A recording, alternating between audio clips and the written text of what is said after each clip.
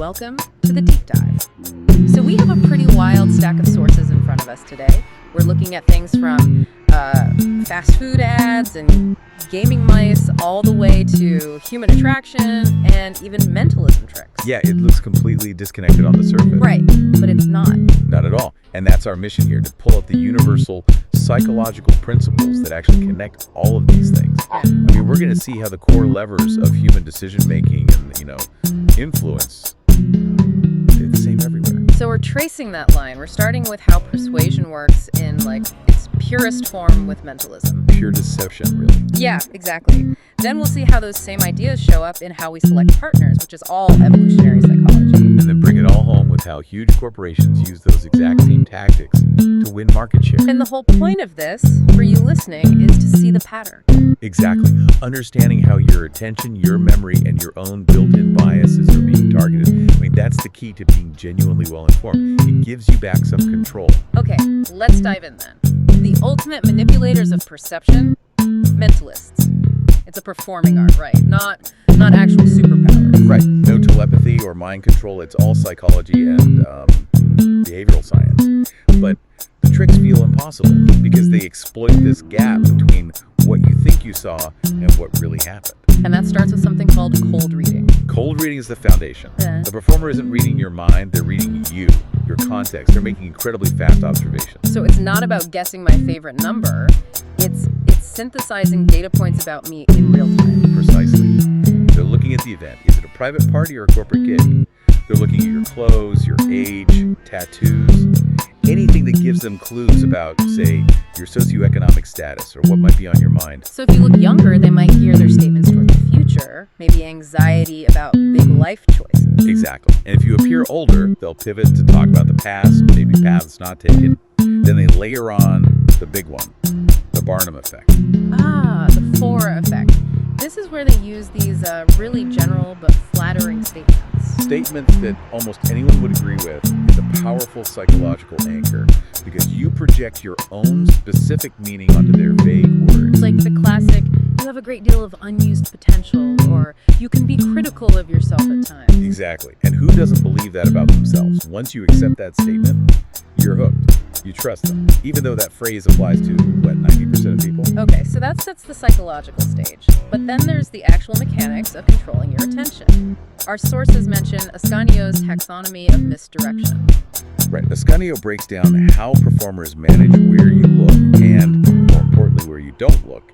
He talks about 2 grades of control. The first one is dissolution. Dissolution, yes. It's the simplest form. You just give the spectator 2 things to look at.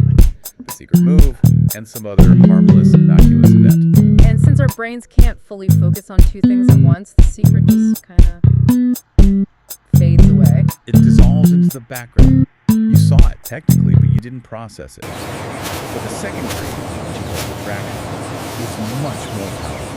How so? Because it's not just about dividing attention. It's about making the harmless event actively more interesting than the secret. The performer creates a deliberate hook, a loud noise, a bright flash, an urgent question that yanks your focus away completely. So it's less about simple distraction and more about sensory overload. You're actively redirecting desire. Absolutely. And they follow that up by controlling your memory. They might offer fake explanations for how the trick was done or describe one action while physically doing another.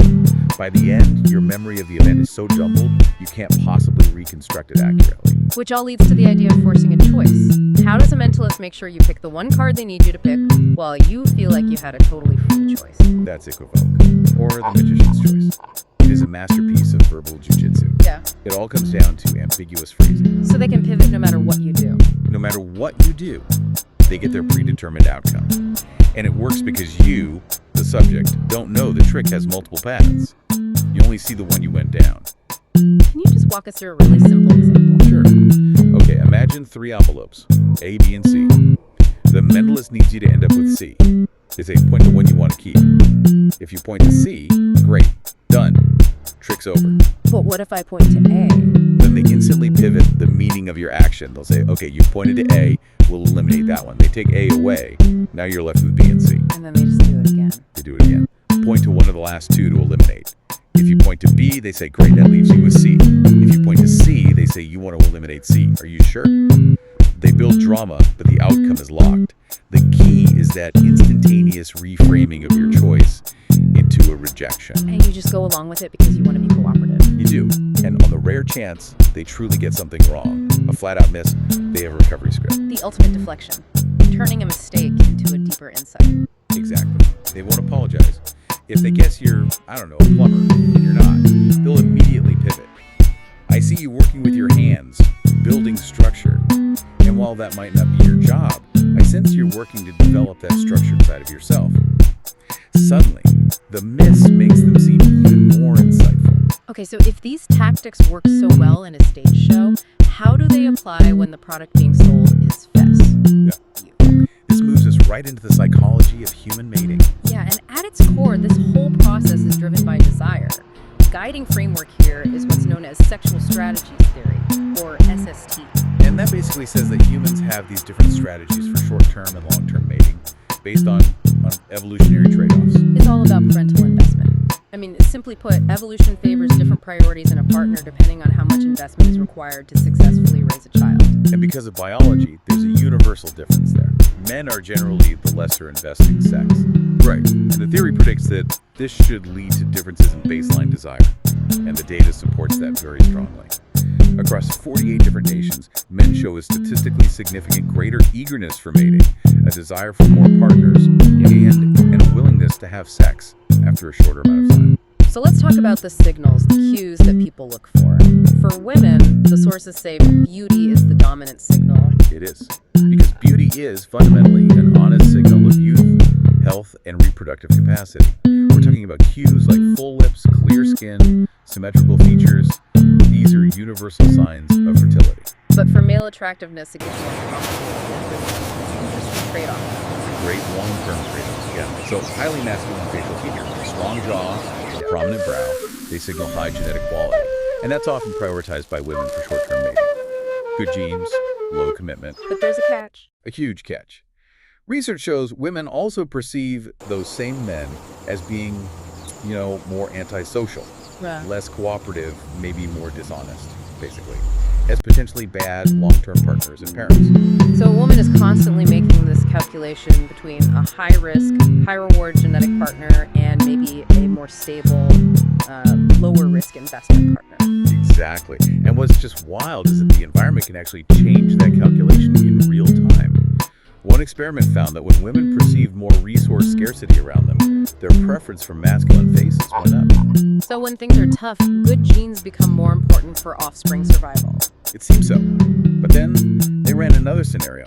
When they heightened the perception of pathogen prevalence, like lots of disease around, their preference for masculine faces actually went down. Wow. So in a high-disease environment, things like cooperation and reliable parental care, traits associated with less masculine men suddenly become way more valuable. Context changes everything. It's just like the Mentalist changing the rules of the game on you. And beyond just faces, attraction is this whole nonverbal dance. It's about building rapport. It is. You're looking for signs of alignment. The big ones are things like mirroring, where you subtly copy someone's gestures, or synchronization, where you match their energy or pace. And body language, like leaning in, having an open posture. Right, uncrossed arms, uncrossed legs. And then the two big currencies, eye widening, which is this tiny micro expression of excitement, and of course, a genuine smile. So if attraction is the goal, those influence tactics we talked about with mentalism come right back. Scarcity, for example. Oh, constantly. This is the disqualification game. It's basically negative social proof. By saying something like, I don't normally go home with people I just met, you are artificially making your acceptance of this person seem way more valuable. You're manufacturing exclusivity. You're making them feel like they won a prize. And the competition in this space is it's brutal. Our sources had data on mate poaching, and the numbers were pretty shocking to me. Yeah, I saw that. 93% of men and 82% of women reported being the target of a mate poaching attempt. And look at the success rate. 67% of those men and 41% of those women reported being successfully lured away, even in a long-term context. That just shows how vulnerable even established bonds can be when a competitor comes in with a different, a superior set of signals. That vulnerability is the perfect transition to the corporate world. Because if misdirection works on one person's attention, how does a massive brand do it to an entire market? This brings us to corporate conquest. And the first big wall they have to break through is just status quo bias. Right. If you're perfectly happy with your daily McDonald's, why would you switch to Burger King? It takes effort. It's a risk. It breaks a comfortable habit. Humans are just wired to stick with what's easy and safe. So a challenger brand has to do something that makes the cost of staying seem higher than the effort of switching. Which brings us to Burger King. And their tactics look a lot like the Mentalists' forced choice, like the Whopper Detour campaign. That was brilliant. It was corporate equivoque. They used geolocation to offer you a 1-cent Whopper, but only when you were literally within 600 feet of a McDonald's. So they used their rival's physical location as the trigger. They forced a detour. They made you physically acknowledge the competitor, and in that exact moment of decision, they hit you with a ridiculously superior offer. It's a forced choice under pressure. And it taps into reactance, that feeling of defiance. We also see this online with the forced substitute strategy. Yeah, this is a pure conquest move. A brand will literally monitor when a competitor's product goes out of stock online and then immediately serve you an ad for their substitute. It's big in online grocery, right? Huge. If your usual brand of orange juice is out, the store might just substitute it with another brand to keep the order moving. Your choice is completely bypassed, and suddenly brand Y might become your new habit. And Burger King has always been good at framing themselves as the underdog, which is like the Mentalists' recovery script turning a negative into a positive. Totally. The classic example is the Avis campaign. We're none too. We try harder. They took their lower market share and reframed it as a promise of better service. They built credibility by admitting a weakness. And Burger King did the same thing back in the 70s with their Have It Your Way campaign. They were directly contrasting their flexibility with McDonald's rigid assembly line process. They made standardization seem like a bad thing. And we have to mention their controversial campaigns. The Moldy Whopper. The ads showing their restaurants on fire. High risk, high reward. The Moldy Whopper wasn't about selling a gross burger. It was about screaming authenticity. By showing it decaying naturally, they were making a huge statement about not using preservatives. And it generated billions of free media impressions. The controversy is the misdirection. It's that second grade of attraction. It pulls all the attention away from the competition and puts it squarely on BK's bold, confident identity. That's a great bridge to our final area, competitive gaming. Because here, you'd think the choice would be purely rational, just objective performance. You would think so, but we find that psychological comfort and habit, that status quo bias, is still incredibly powerful, even over technical superiority. So if we look at the pro scene for a game like CS2 in 2025, the number one mouse is still the Logitech G Pro X Superlight 2. It is, and objectively, there are newer mice with, better specs on paper. But the Superlight dominates because of its shape, its reliability. Pros have years of muscle memory built up with it. They trust it. So even a few milliseconds of potential advantage isn't enough to get them to switch, even though you have alternatives like the Razer Death Adder V4 Pro or the Ungame Gear OP1 8K that are technically faster. And this is where the marketing comes in. Razer will advertise a 45,000 RO DPI sensor. That number sounds huge. It sounds impressive. But what does it actually mean for a pro gamer? Almost nothing. No serious competitive player uses a DPI setting anywhere near that high. It's pure marketing. It's the corporate version of the Barnum effect. A big, impressive number that feels specific, but is functionally meaningless for the target audience. So what specs actually do matter? Sensor quality is obviously key, but mouse weight is huge. Lighter is almost always better, like the 60 grams of the Superlight 2. It reduces fatigue, allows for faster flicks, and then there's polling rate. That's how often the mouse talks to the computer. Like, we see numbers like 8,000 hertz. Yes, and 8,000 hertz is incredibly responsive, but it's also very demanding on your computer's CPU, and it drains the battery. So most pros actually use 2,000 or 4,000 hertz to find that sweet spot between performance and stability. And the final piece here is that disconnect between sponsors and reality. Pros will often use gear from a rival company, not their own team's sponsor. It's the ultimate proof that personal trust beats a corporate contract. The famous example is Faker, the League of Legends god. For years, he stuck with an old Death Adder V2. He reportedly bought a stockpile just so he never run out. Because for an athlete at that level, disrupting years of muscle memory is a massive lesson. That psychological inertia is more powerful than any advertising budget. So let's tie this all together. We've seen how these principles work in deception, attraction, marketing, and even niche hardware. It seems like success in all these areas really hinges on information asymmetry.